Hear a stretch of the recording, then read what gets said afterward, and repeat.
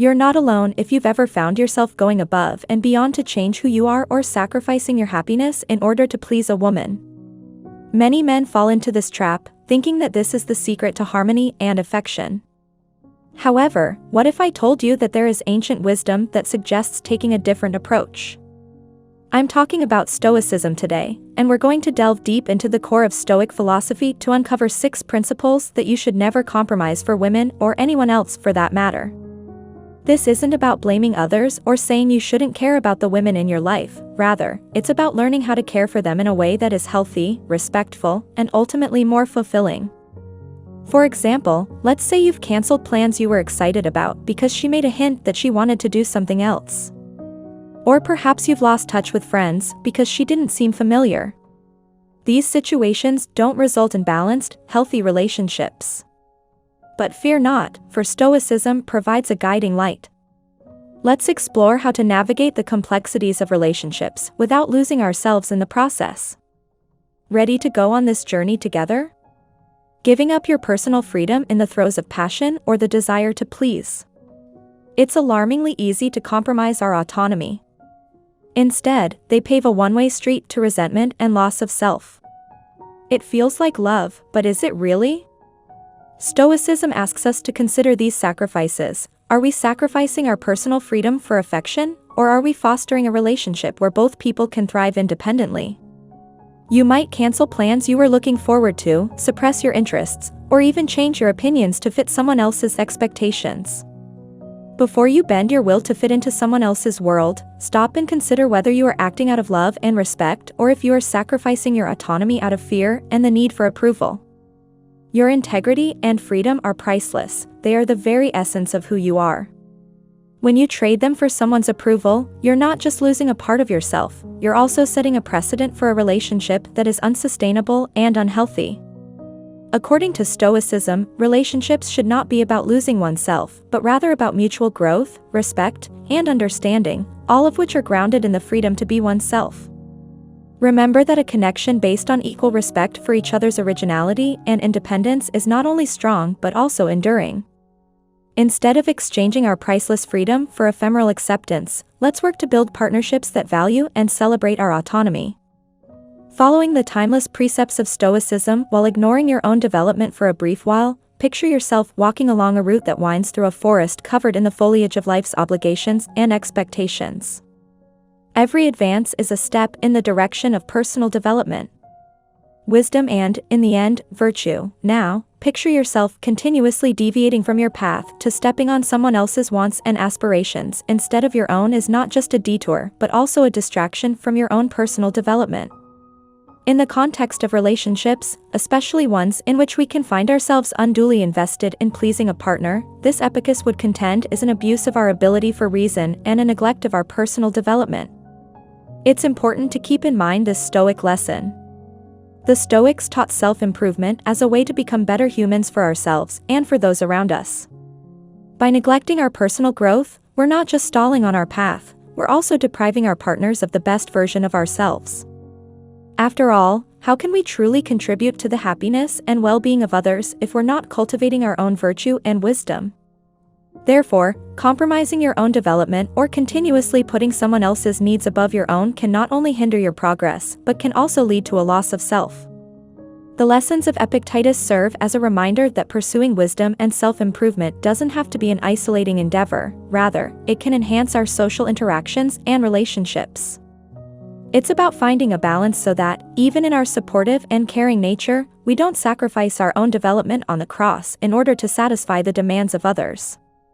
3. Suppressing your emotions. Just like when you push a beach ball underwater to keep it from popping back up, it will do so more forcefully and frequently in unexpected ways.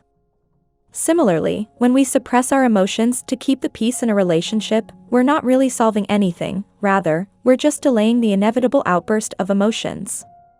The Stoic approach is to face our emotions head-on, examine them with reason, and express them in a constructive manner.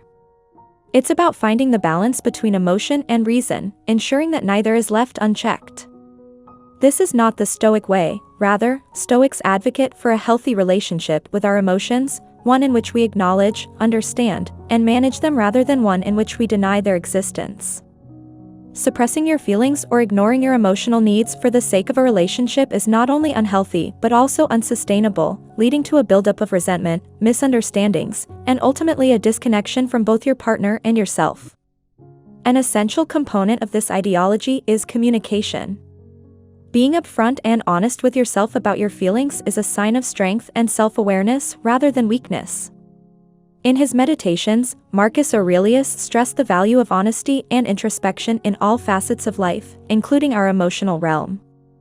For losing your independence, Seneca, with his astute insight, advised us not to let relationships or other outside forces unduly dictate our level of contentment and serenity. This is not to argue that we shouldn't value and foster our relationships with others. Rather, it is to suggest that we shouldn't base our entire feeling of satisfaction or self-worth on them. When we tether our happiness or sense of worth to another person, we are like a tree that depends on an outside source for stability. A tree can lean toward the sun, benefit from the rain, and even support other living forms, but its strength and ability to grow depend on its roots and the nutrients it receives from the soil. Seneca's admonition encourages us to dig deeper roots so that we can draw strength and food from inside ourselves, since the moment that source falters, we run the risk of toppling over. Building a foundation so solid inside ourselves that our interactions become sources of joy and progress rather than crutches or cages is what it means to cultivate independence. It has nothing to do with isolating ourselves or severing emotional ties. It entails delving deeply into our passions, working toward our objectives, and developing a strong sense of self to withstand the unavoidable ups and downs of life. Finding inner contentment is a path that calls for honesty, reflection, and perhaps the bravery to face our own shadows. It's about realizing our aspirations, concerns, and wants and realizing that, although others may enrich our trip, they cannot be our only route to happiness. Imagine a situation where you're asked to engage in something that clashes with your core beliefs or personal interests. It could be as simple as pretending to enjoy a hobby that doesn't interest you, or as complex as making life choices that don't align with your aspirations or ethics. This internal contentment becomes a wellspring of strength not only for ourselves but also for our relationships when we're not looking to someone else to fill our voids. Stoicism instills in us the need to live in harmony with our inherent nature, which entails accepting and honoring our preferences, distastes, beliefs, and ideals. When we deviate from this course in order to ensure the satisfaction of others, we not only cease to be authentic but also undermine the mutual respect and trust that underpin our connection. Unique and eloquent Stoic philosopher talked about the inner fortress that every man must build and defend. This is a metaphor for our fundamental beliefs, morals, and virtues. To compromise these for fleeting love or to avoid conflict is like leaving our fortress's gates unguarded. True, enduring connections are made through mutual respect and understanding of one another's true selves rather than through self-betrayal. The Stoic attitude isn't one of rigidity but rather of profound self-awareness and integrity. It urges us to ask ourselves, is this activity in harmony with my actual self? Does it serve my qualities of wisdom and courage? It's about finding common ground while standing firmly on your own. Fairness and moderation. The Stoic wisdom advises us to honor our essence first. It's not about selfishness, it's about self-respect, and it's about creating a relationship where both parties are encouraged to be their best and truest selves. So, before you commit to something solely to please her, consider this. When the answer is no, it's a call to pause and reflect, a reminder that love and respect, both from ourselves and from others, favor in the light of authenticity rather than in the shadows of compromise and conformity. This strengthens your affection for one another rather than lessening it. Forming a connection based on the joy of a shared experience rather than just the pleasure of the present. The path to development and comprehension. 6 reasons to ignore your enthusiasm. If your relationship were a voyage, desire could be the wind in your sails, carrying you quickly and exhilaratingly onward, but without reason's rudder to direct you, the same wind could bring you crashing into the rocks. Epictetus and other Stoics taught us that rather than being slaves to our impulses, we should be masters of them, guiding our lives with wisdom and foresight. This doesn't mean suppressing our desires, but rather comprehending, challenging, and directing them toward our deeper values and objectives while in the midst of a passionate relationship. Herein lies the wisdom of the Stoics. It's easy to let emotions control our behavior, leading us to make compromises that go against our inner values or to disregard warning signs that we would have spotted if we weren't blinded by passion. They serve as a reminder that reason should be the prism through which we view our emotions, enabling us to make decisions in relationships that are informed by clarity and forethought rather than being merely reactions to transient sentiments. This Stoic principle applies not only to handling difficult situations or making big decisions, but also to the everyday decisions we make in our relationships.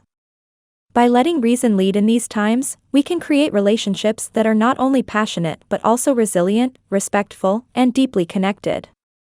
If you found this video insightful, please like, share, and subscribe for more philosophical guidance and personal growth strategies. Don't forget to comment below with your thoughts or experiences related to Stoicism and relationships. Until next time. Continue to be moral.